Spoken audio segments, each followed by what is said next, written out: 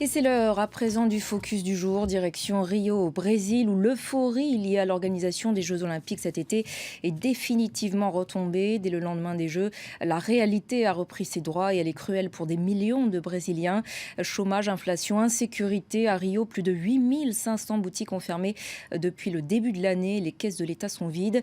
Les secteurs de l'éducation, de la santé en payent tout particulièrement le prix. Les ingrédients d'une grogne sociale sont aujourd'hui réunis. Voyez ce reportage de notre correspondant Nicolas Rançon avec Alan Lima. Après avoir passé 10 jours dehors, c'est un homme exténué que nous rencontrons. Georges Louis, 42 ans, agent d'entretien. La société pour laquelle il travaille réalise des prestations pour le gouvernement de Rio. Mais depuis 5 mois et parce que les caisses de l'État sont vides, l'homme ne reçoit plus son modeste salaire. C'est alors la spirale infernale, problème financier, séparation. Grâce à un élan de solidarité, l'ouvrier dort aujourd'hui dans un foyer. Les histoires comme celle-ci se sont multipliées depuis la fin des Jeux Olympiques. C'était surtout un écran de fumée, car en réalité, oui, les Jeux Olympiques ont généré du travail, mais maintenant il y a des milliers de chômeurs. Et de plus en plus de gens sont dans le besoin et vivent dans la rue. Beaucoup de personnes en ont perdu leur raison de vivre.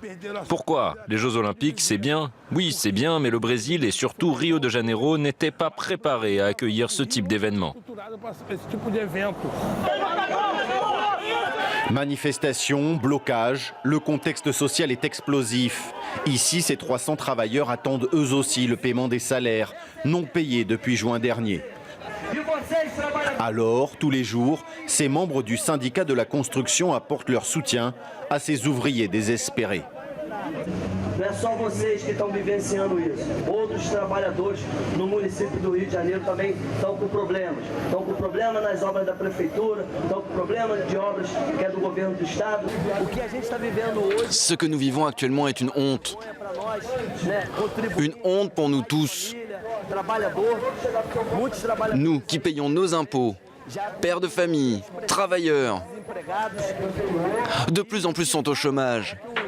Et ce que nous savons, c'est que la mairie de Rio doit plus de 200 millions d'euros à des sociétés qui ont travaillé pour les Jeux. Santé, éducation, transport, les services publics s'effritent jour après jour, affectant la vie des habitants et surtout des plus modestes. Comme dans le Complexo do Alemão, le plus grand ensemble de favelas à Rio. C'est ici, dans ce 20 mètres carrés, qu'habitent David Tavares et sa mère Jupira. À 71 ans, elle ne peut plus se rendre chaque mercredi à l'hôpital pour soigner un glaucome. Elle vient de perdre la vision de l'œil gauche. Je ne vois plus rien de cet œil, seulement de l'autre. Le téléphérique inauguré en 2011 et qui fut le symbole du nouveau visage de Rio de Janeiro est à l'arrêt. Son opérateur affirme ne plus être payé par l'État depuis avril. Il réclame plus de 5 millions d'euros. Des milliers d'habitants sont donc pénalisés et Jupira est coincée chez elle. En taxi, elle devrait débourser 20 euros. Impossible pour David, lui aussi au chômage. Ils ont fait plein de travaux, beaucoup de choses, mais pour rien. Et le pire, c'est que depuis que le téléphérique est fermé, ils n'ont même pas mis à disposition un véhicule au moins pour les personnes âgées, afin qu'elles puissent aller voir le médecin là-bas en bas. Il n'y a rien, même pas une voiture qui pourrait les déposer et les ramener. Même ça, ils ne le font pas, ils s'en lavent les mains. Cet économiste et spécialiste du sport tirait pourtant depuis plusieurs années la sonnette d'alarme. Il était illusoire de penser que l'organisation de grands événements internationaux pouvait sortir Rio de cette grave crise économique. Si vous ne créez pas, si vous ne produisez pas, si vous n'investissez pas dans des secteurs comme par exemple un secteur touristique d'excellence, qui se repose sur de bonnes structures de transport, de communication, en mettant fin à la violence et en assurant une sécurité totale pour les habitants et les visiteurs étrangers, vous récoltez ce que vous avez semé, c'est-à-dire la paralysie de l'économie, la faillite d'un État et une calamité publique. Cette situation préoccupe aussi Jefferson Teixeira. Après avoir participé à la construction du parc olympique, lui aussi est au chômage. Je ressens beaucoup de tristesse en voyant cela. Tout a été construit, monté pour si peu de temps. Les Jeux sont arrivés, ils ont tout maquillé pour que les étrangers, les personnes de l'extérieur profitent des Jeux. On a tous sué sang et eau en travaillant ici. Les jeux sont passés, je suis au chômage, sans perspective. L'État est en faillite et je vois tout cela qui se dégrade.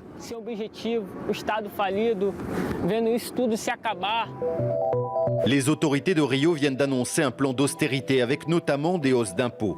Le retour à l'équilibre est prévu à partir de 2022. Pour Jupira, Georges, Davy et Jefferson, le rêve olympique vire au cauchemar. Leur ville a accueilli la planète du sport. Aujourd'hui, ils sont seuls et livrés à eux-mêmes. Et on en reparle avec notre invité Hervé Théry, directeur de recherche émérite au CNRS CREDA, professeur associé à l'Université de Sao Paulo et auteur du livre Le Brésil, pays émergé. Bonjour Hervé Théry, merci beaucoup d'être avec nous sur France 24. On l'a vu dans ce reportage, des dizaines de milliers de Brésiliens sont livrés à eux-mêmes. C'était un scénario qui était prévisible après les JO ? Oui, tout à fait. C'était une sorte de ballon d'oxygène, mais très momentané. Et on sait bien que ce genre de grand événement, je suis tout à fait d'accord avec ce que disait le collègue économiste, ça n'a qu'un temps. Bon, si j'étais chauvin, je dirais que, habitant São Paulo depuis un certain temps, je dirais, mais vous savez, les cariocas, ils sont toujours prompts à se plaindre et à protester, mais je ne tomberai pas dans ce travers. En fait, c'est vrai que la situation n'est pas bonne et on a actuellement environ 12 millions de chômeurs au Brésil.